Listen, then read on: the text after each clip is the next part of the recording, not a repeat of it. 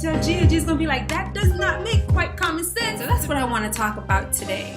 Hi everybody, welcome back to Lifestyle of the Believer. I am Gia Roberts, and as always, I am glad that you are here. So what I want you to do is, when you're done watching this video, I want you to share it with someone else. I want you to either copy the link and paste it in an email or a text message or something, so somebody else can receive whatever it is that you receive from this message. So thank you so much. I'm not going to take up much of your time today, but I do want to share with you from Mark the 6th chapter, and it's going to be quick, I think. That's how I'm feeling right now, but it's going to be quick. But I wanted to share with you what I have to say. I think is going to save you a whole lot of headache if you heed. This is going to save you a whole lot of headache and heartbreak. It's going to save you a whole lot of headache and heartbreak. And here's what I wanted to say to you today, that everyone is not going to be excited about your good news. And that's just the way it is. Your good news is your good news, but everybody will not be excited about your good news. And I'll say this, it's not about hate. Sometimes people just genuinely don't know how to celebrate with you and how to rejoice with you.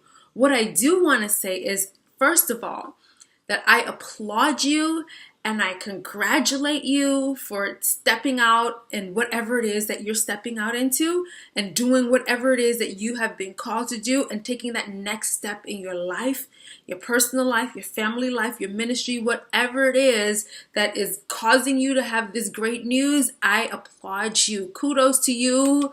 Congratulations for doing that. Because I tell you what, whatever it is, it doesn't usually happen overnight. Sometimes God has to prod you, and God has to pull you, and God has to encourage you year after year. Sometimes this takes a long time for you to get into the place where you're like, okay, God, I'm ready. I'm going to do what you have called me to do. I'm ready. And so after all of these years of God speaking to you and God making room for your gift and putting people around you and arranging things, now it's time for you to go forward and you share this gift with people because you're excited about it. And you share this gift with other people and they're just not excited for you.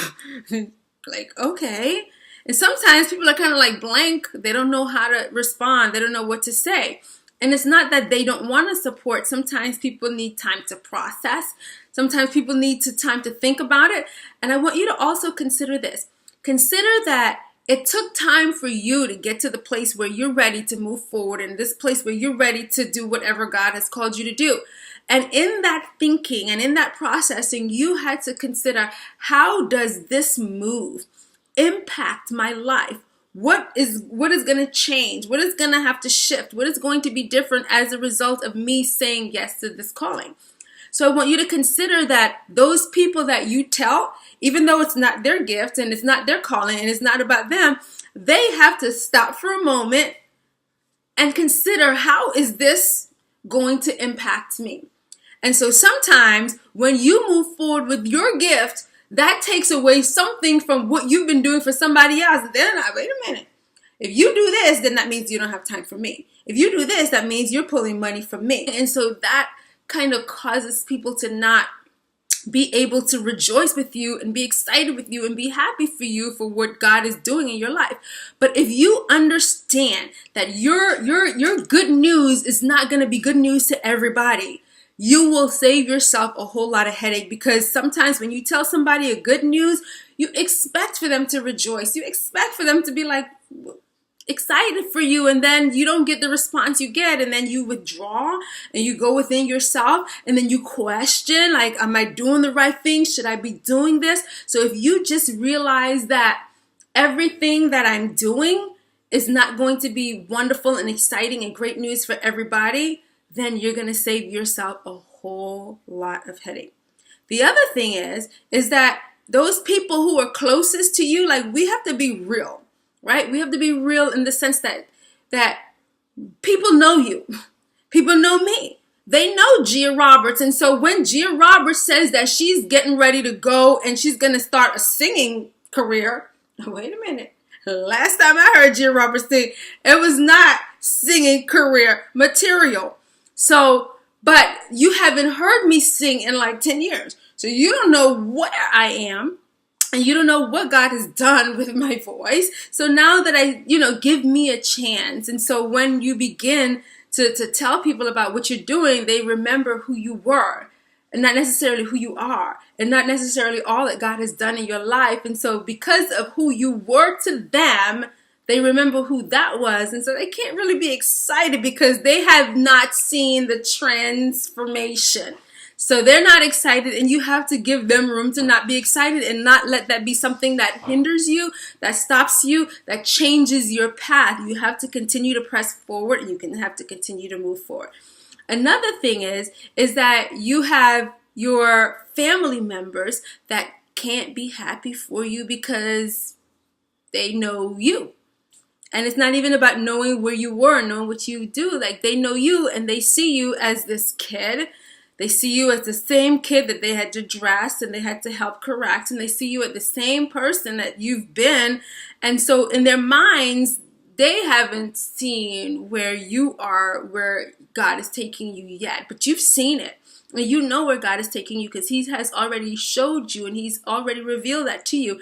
And it's not, they just don't see it. So the scripture is Mark the 6th chapter. And I want you to know that Jesus came back to his own country, Mark chapter 6. I'm looking at verse 1 through 4, okay? And I'm going to go quickly through it, okay? So chapter 6, verse 1, it says that Jesus, from hence he came to his own country, speaking of Jesus, with his disciples. So now he has been ministering to the point where he has his disciples and he has people following him. And he came into his own country, right? And when he came into his own country, they hadn't seen Jesus for a while. And so when he came in on the Sabbath day, and he began to teach in the synagogue. And I want you to see what happens. And when the Sabbath day was come, he began to teach in the synagogue. And many hearing him were astonished, saying, "From whence hath this man these things?" So they were like, wow, who is this? Like, they were astonished at Jesus' words. Now, not quite yet knowing who he was. All they knew is that this man has some great words. And whatever he is saying, I want more, tell me more, tell me more, tell me more. They were eating it up, right? They were astonished by Jesus' words. Where did he come from? Where did he find these things that he has to say? And what wisdom is that which he speaks and which was given unto him, that even such mighty works are wrought by his hands. So here it is. Jesus came back. He came back into his own country. He brought his disciples with him. He went into the synagogue and he began to preach, and the people were listening and they were eating it up. They were like, wow, what great words. We're so astonished. What great wisdom. Oh, but what great works. Have you heard about what he has done? Like, who is this? And then somebody says, wait a minute. I know him.